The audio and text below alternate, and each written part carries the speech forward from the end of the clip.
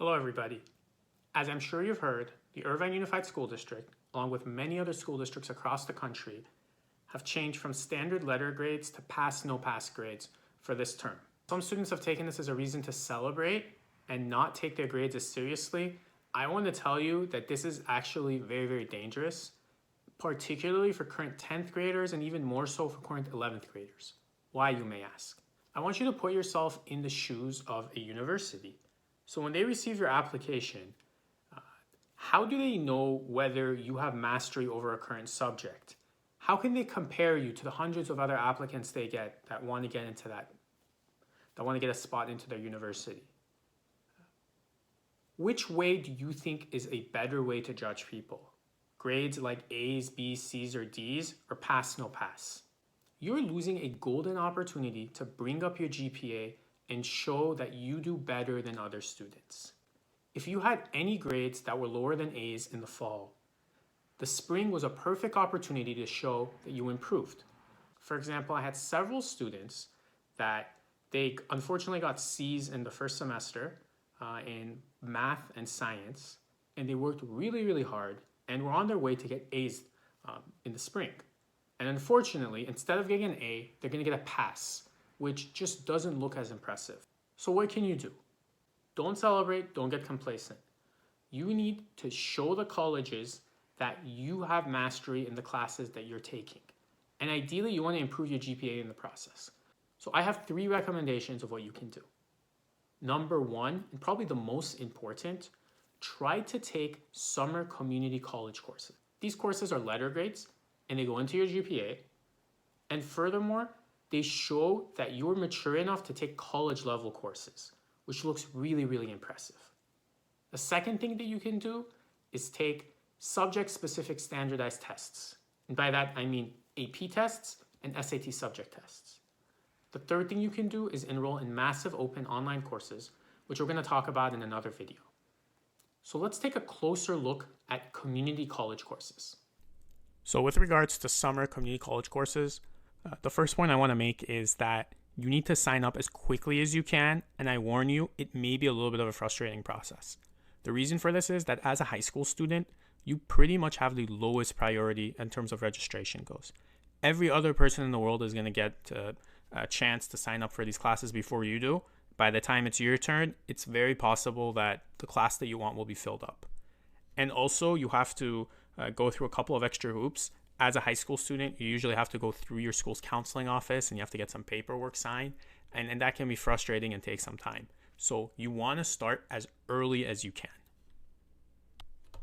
So right now, I'm on the IVC summer school website. You can look up any community college. This is just one that's close to my home. And if you want to find this page, just insert the name of the community college you want. Write summer schedule on Google and look that up. So we have a list of different majors that you can look into in terms of classes. So I'm just going to look into environmental science, for example. Now I want you to notice something. There's this class, Introduction to Environmental Studies. And this is the sort of class that you want to look for. Something that says introduction to in the beginning are usually pretty good classes to take as a high school student. Some other things that you want to take note of. This note where it says transferability, CSU and UC, that's important. That means that these are classes that most probably a UC school will count. I noticed that for this particular class, there's no prerequisites. That's important. I'll show you another example of classes that do have prerequisites. And notice that the class is open right now, which means that it's not completely full, although you can see that one of them, it looks like there's 2 different ones, and then one of them only has 1 open seat, one of them has 32 seats. So this class would have been a perfect option for someone that wants to take AP Environmental Science next year. Let's look at some other subjects. So let's say you want to take AP Chemistry next year, and I'm going to go under Chemistry. And notice there's a lot of different classes here. Something like Chem 1A, General Chemistry, something that has the word general in it. You probably don't want to take that. Let's stick to introductions. Fundamental Chemistry, this is a class that I happen to know is more suitable for people that are at a high school level. You can also see that the description says a study of basic principles designed especially for students who intend to take Chem 1A but need more preparation, which means that it's a little bit easier than a standard college course. I notice over here that this one is transferable to CSUs and UCs, but there is a prerequisite necessary. Now, this has a math prerequisite. This is where it gets a little bit difficult because IVC and other community colleges, they can be a little bit strict in terms of having transferring your math course that you took in high school into their version of it, but it's worth trying. So this is a good option, and we can see that it's open. And then we can see that there is another option over here, Chem 4, Introduction to General and Organic Chemistry and Biochemistry. Probably a little bit harder, and also 5 units versus 4 units. It's a longer class, but I noticed that there's no prerequisite necessary. And you can look in a lot of different subjects. Right now I'm in engineering. I see a class, Introduction to Engineering and Technology. Again, it has an introduction in the title.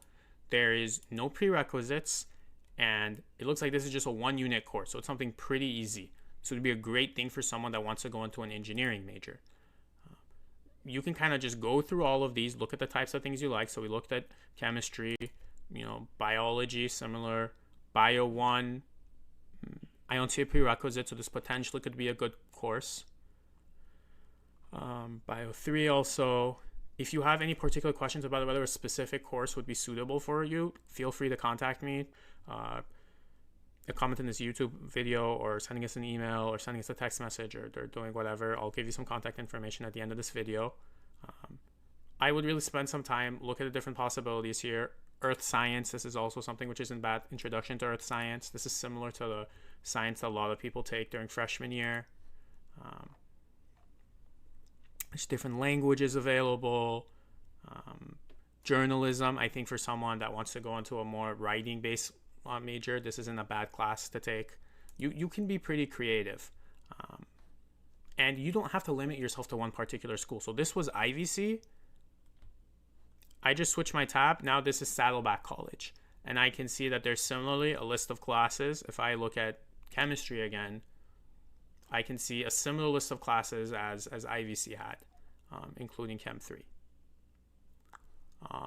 I also have this is Golden West College, another good school, which is in Orange County area. You can see that the screen is a little bit different. For this one, what I'd like to do is just ask them to show all the subjects, and then I search, and then I can go and really look through different majors. So accounting, anthropology, art, astronomy, introduction to astronomy, maybe looks interesting.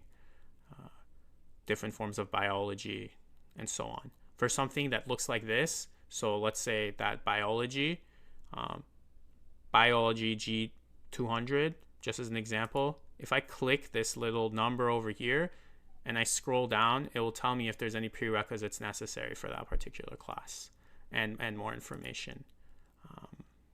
Just make sure you check that out. When it says waitlisted, that means that people will have to drop the course to open up space for you. And when it says closed, obviously the class is closed. So that's Golden West College. We can also look at other colleges, Cypress College, Fullerton College, or other places. I'm just showing Orange County schools. So anyway, these were just a couple of examples of some possibilities. You can look at these for hours and hours, and you really have to go and compare what classes are still available, compare between schools, see what the prerequisites are, and keep looking until you find something appropriate for you. I put my contact information up on the screen, and so if you have questions about your specific situation, feel free to reach out to me, and I'd be happy to help you. We can find a class which is appropriate for you, and if you just can't get into the class that you wanted, we can look for some alternative things to do. So I have my phone number on the screen, I have the Elm Tutors email, and also the Elm Tutors Telegram channel and YouTube channel. If you know someone that can benefit from this, please forward this video to them, and be on the lookout. We're going to come out with a video soon about subject-specific standardized tests, and also about massive open online courses. Otherwise, I hope you have a wonderful day.